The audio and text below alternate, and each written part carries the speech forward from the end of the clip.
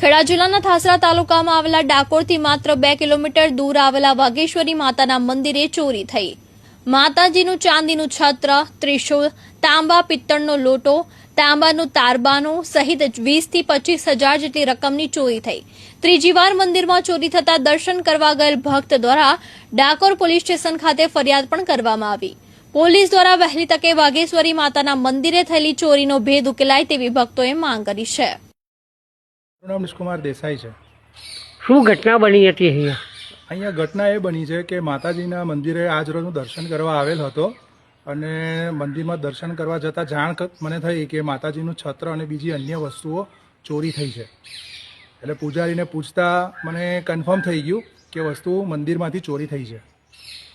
કેટલા હજારની મટાની ચોરી થઈ હોય એવું લાગે? અંદાજિત માતાજીના છત્ર સાથે બીજી અન્ય વસ્તુઓ હતી એ લગભગ 15,000 રૂપિયાની માતાજીના મંદિરમાંથી આ બધી વસ્તુઓ ચોરાઈ છે।